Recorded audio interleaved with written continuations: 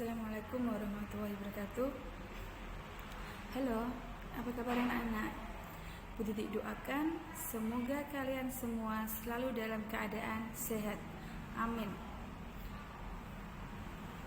Jangan lupa selalu patuhi protokol kesehatan dengan tetap menerapkan 3M, yaitu pakai masker, rajin mencuci tangan, dan jaga jarak. Anak-anakku, sebelum memulai pembelajaran, marilah kita berdoa terlebih dahulu. Doa mulai. Selesai. Ya. Pada pertemuan kali ini, kita akan belajar pelajaran kelas 4, tema 6, subtema 3, pembelajaran 4 yang meliputi mata pelajaran Bahasa Indonesia, PPKN, dan IPS. Nah, yang pertama adalah Bahasa Indonesia. Adapun tujuan pembelajarannya yaitu 1. Dengan memperhatikan penjelasan guru, siswa dapat mengidentifikasi isi dalam puisi dengan tepat. 2.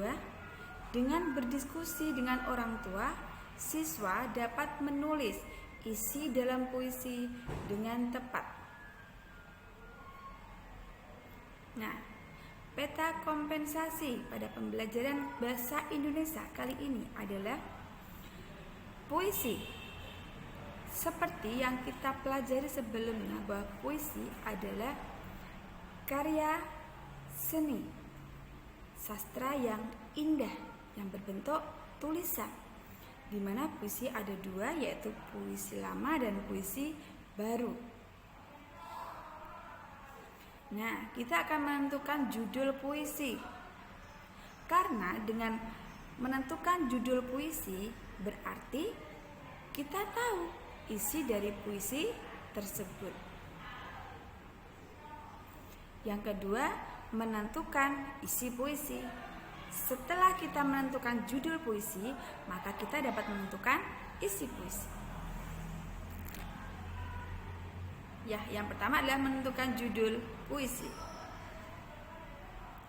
Dalam sebuah karya manapun, cara memilih judul adalah hal paling penting yang dilihat para pembaca. Bisa dikatakan, judul yang bagus akan membuat orang membaca. Sebaliknya, judul yang tidak bagus membuat para pembaca malas untuk membaca. Jadi sebuah karya itu dapat dilihat pertama kali dari judul. Kalau judulnya menarik, maka orang yang membacanya akan tertarik untuk melihatnya. Nah, di sini kita akan pelajari cara menentukan judul puisi. Ya. Cara menentukan judul puisi yang pertama adalah judul sederhana dan bermakna. Kita tidak perlu memberikan judul pada puisi yang panjang lebar. Kita cukup memberikan judul yang sederhana, yang penting bermakna. Karena judul yang bermakna dapat membantu kita menemukan isi dari puisi tersebut. Yang kedua, metafor dalam judul. Metafor dalam judul artinya perumpamaan. Metamorfora itu berasal dari majas metamorfora. Metafora itu adalah majas perumpamaan. Jadi dalam menentukan judul, semisal puisi tersebut akan menggambarkan matahari, maka kita bisa menggunakan metafor, yaitu mentari, sang surya. Nah, itu adalah contoh dari metafor dalam judul. Yang kedua, penasaran atau kepo. Jadi sebuah judul yang menarik adalah judul yang bisa membuat pembacanya merasa penasaran, kepo ya. Jadi ingin tahu, wah judulnya kok bagus sekali ya, isinya apa itu. Nah, jadi Cara menentukan judul puisi yang bagus adalah bisa membuat pembacanya penasaran atau kepo. Nah, pelajaran kedua adalah IPS. Adapun tujuan pembelajarannya yaitu 1. Dengan memperhatikan penjelasan guru, siswa dapat memahami persebaran flora di Indonesia dengan tepat. 2. Dengan berdiskusi dengan orang tua, siswa dapat mengidentifikasi persebaran flora di Indonesia dengan tepat. Ya, persebaran flora di Indonesia berdasarkan pembagian wilayahnya. Yang pertama adalah Indonesia bagian barat dan sering disebut dengan Asiatis. Daerahnya meliputi Sumatera, sebagian Kalimantan, dan Jawa. Contoh floranya yaitu lumut, paku, jamur, meranti, mahoni, dan damar. Yang kedua, Indonesia bagian tengah atau peralihan, yaitu meliputi Sulawesi, Bali, dan Nusa Tenggara. Contoh floranya adalah pala, cengkeh, cendana, eboni, dan anggrek. Yang ketiga adalah Indonesia bagian timur, sering disebut dengan Australis. Daerahnya meliputi Maluku dan Papua. Contoh floranya yaitu rasamala, tanaman eukaliptus, dan matoa. Nah, pelajaran yang berikutnya adalah PPKN. Adapun tujuan pembelajarannya yaitu 1. Dengan melihat video pembelajaran, siswa dapat memahami keanekaragaman agama di Indonesia dengan tepat. 2. Dengan melihat video pembelajaran, siswa dapat mengklasifikasikan keanekaragaman agama di Indonesia dengan tepat.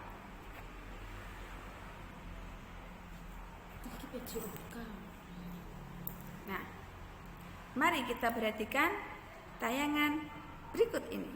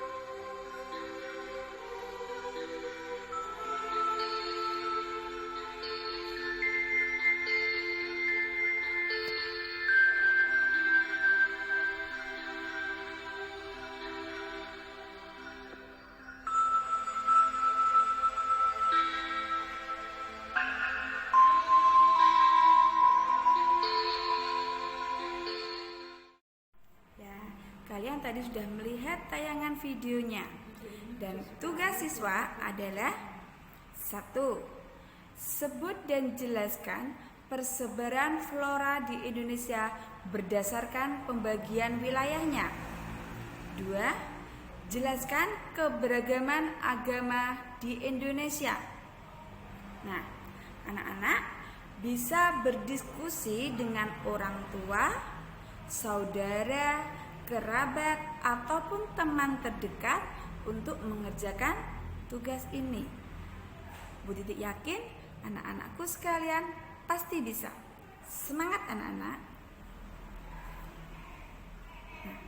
Sekian dari Bu Titik. Semoga pembelajaran hari ini bermanfaat bagi kita semua. Terima kasih.